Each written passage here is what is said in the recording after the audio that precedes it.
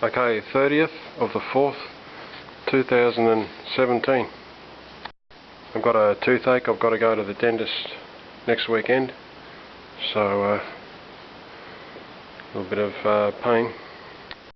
I'm not a mechanic or auto electrician, just somebody that likes to tinker with the vehicles I've got and do your own research before you do any of your own work. This is for entertainment purposes only, and that goes for all of my videos. Today is just a few small jobs. Got a dash protector, so I'll take everything off the dash, put the new dash protector on. Fuel pressure gauge. A couple of videos ago I installed a new fuel pressure gauge. It's 0 to 100, and I thought that would give me a reading for the fuel pressure gauge I actually needed. However, it doesn't give any reading, and so now I've got a 0 to 15 psi gauge, so that should work well. I got the tray bolts. A couple of I think the last video I made last weekend, I just one of the jobs was to make sure that the tray was secure on the frame, because old vehicles, more often than not, there's something missing, and on this vehicle what was missing were the bolts on either side. Second bolts in from the back. The rear ones are still on, but the second ones somehow got taken off or were never put on in the first place.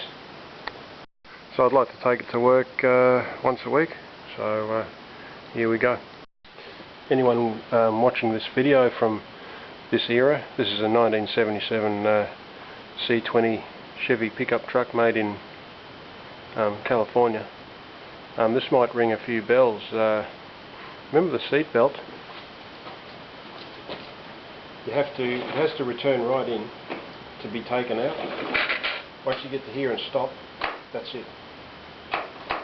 So you have to go right back in to reset it, and then you can come out and put it on. But as I say, if it accidentally goes back to there, it won't go any further.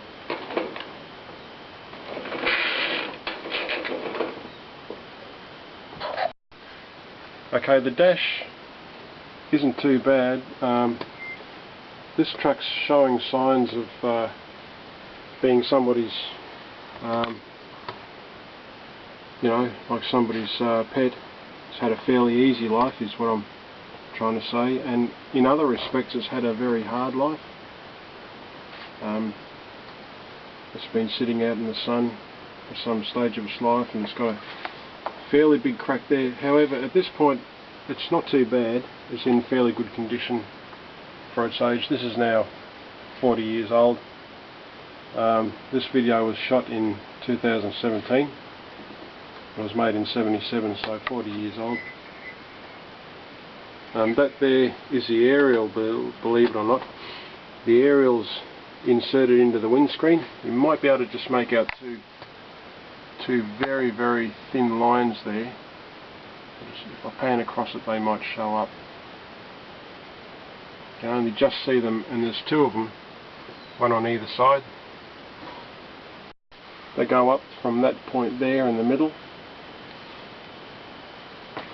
and they go up toward, that's a rear view mirror I put on. This truck has probably never had a rear view mirror, but anyway, they go up in the middle and then they go out along the top on either side. Maybe a Bonanza model or something like that, but this is looking from the other side, and there's a bit of sun weathering there. So anyway, I'll pan across. You've got the two vents there, and the rest of it's okay, and then you get to the middle here and there's a bit of crazing there, and then over the dashboard there.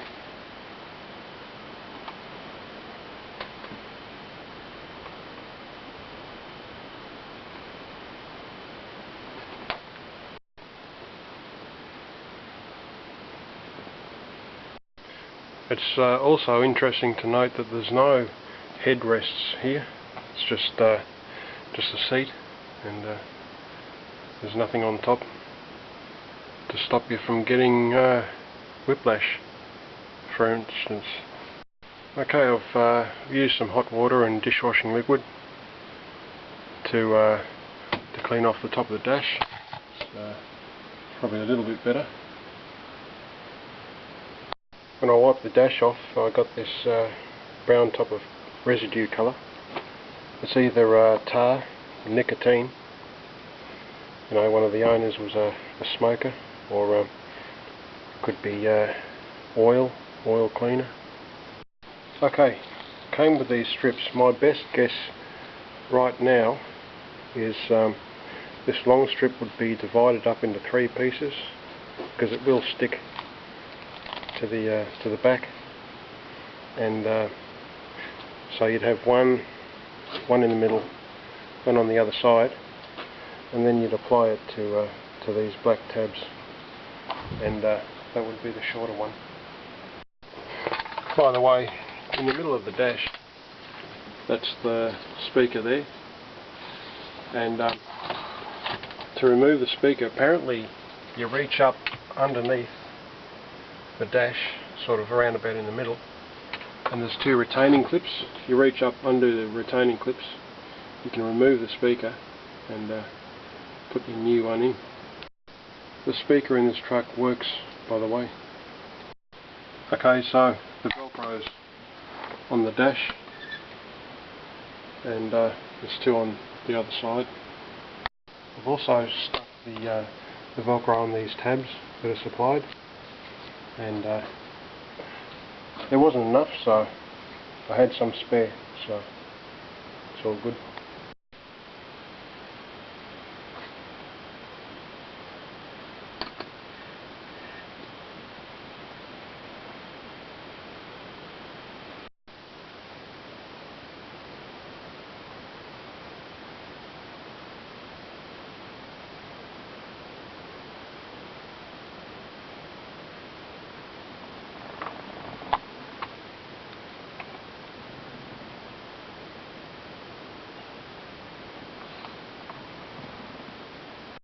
Okay, overall it's fairly good. It's not a you know, a job where you just chuck it on top and that's it. You do have to work it a bit. There's a little bit of removal, putting back on. There's a little bit of falling off and putting back on. We've got a fail just here. There's a gap of about 20 to 30 millimeters there. There's a little bit of dash there, but overall it's a real compliment to the truck. The Velcro I had was better than what they supplied. The Velcro didn't stick on the back of the dash along there, but I'm sure that in summer, as it warms up, then there'll be a little bit more adhesion, and it'll just be a matter of just patting it down every now and then, and I'm sure it'll be real good. It's not cheap though, very, very expensive. I think it cost about $127 to leave it here. Yeah, that's it there. $50.81 Australian for the cover, and $68.26 for postage. So yeah, 50. So it's $119 as it works out. I'm pretty sure it was more, but anyway, this time it's worked out to be $119. That's from USA Auto Design, and it says, at least it says here, that it's from Los Angeles. Next we're going to put on a fuel pressure gauge, and this is 0 to 15 psi, and $26 for the gauge, and $21 or $20.99 for postage. So that's about $48. So I'll count the amount, the turns. So that's 1, 2, 3, 4, 5, 5 and 5 and a bit. So that's the 100 psi.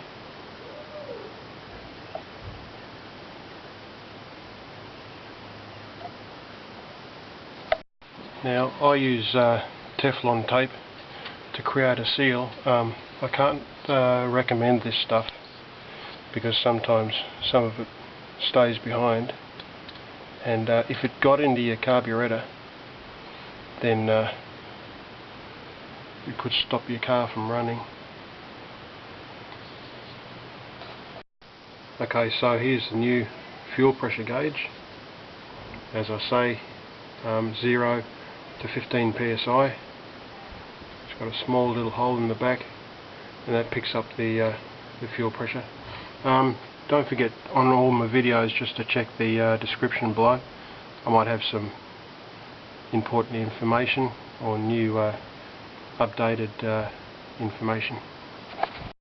Okay, so around about 5 turns, so I'll just get it started.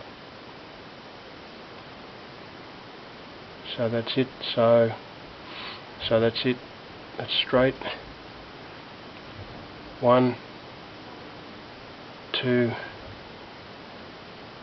3, 4, 5.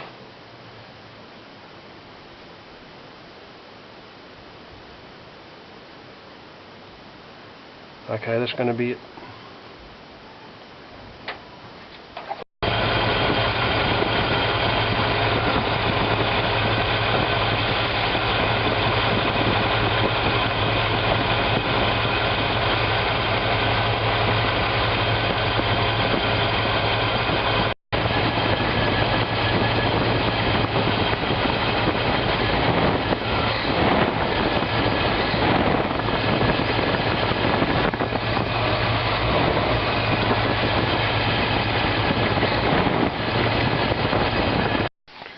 Okay, so I've got a reading for a 454 engine with a Holly carburetor.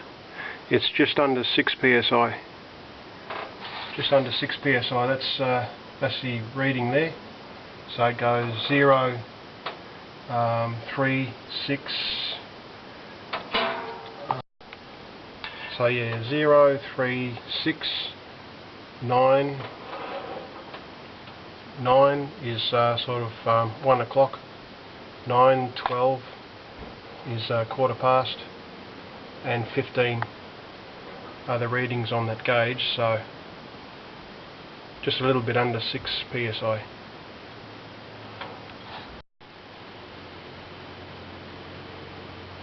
With the dash covered, do the holes line up properly for the vents? No, they don't really. The vent is exposed, but the lower bit is a little bit too long, but it will blow through. So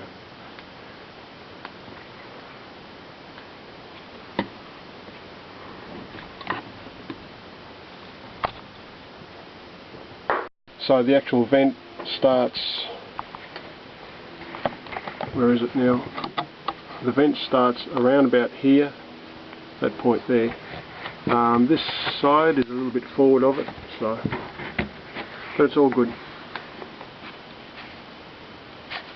The other side's pretty fairly good as well. Okay, picked these up at a big hardware shop, and this one's supposed to go in that hole, and one's supposed to go here.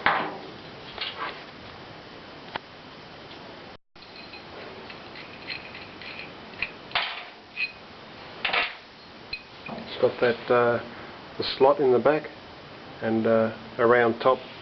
It just won't turn.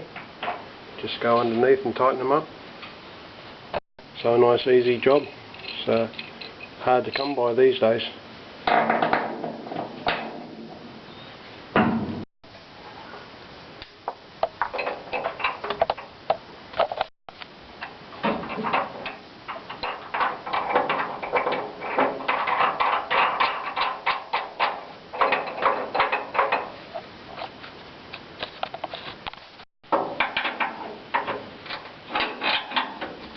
Okay, you wouldn't want to do this up too tight because it's only resting on the top of the tray there, so I'll just give it a reasonable amount and that's it.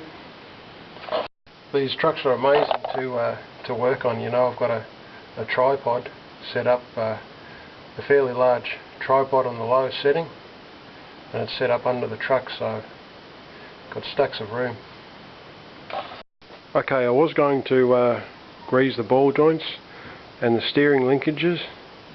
However, that's a grease gun, and unfortunately this will go in there, but it comes out of this area here instead of the end, and it did de-thread inside the thread there, so I'll have to get me a new one.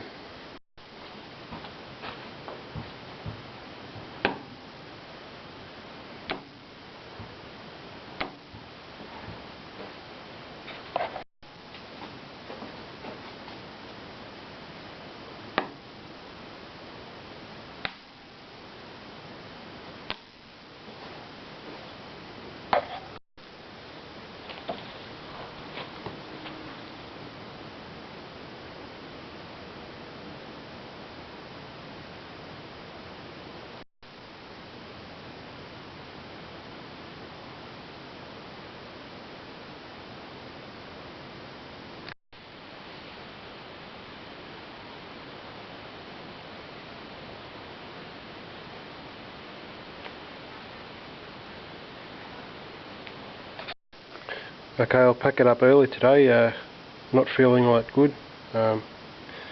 Anyway, I've got the dash protector, that's done.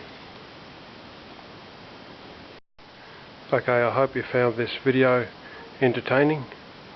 Please like and subscribe.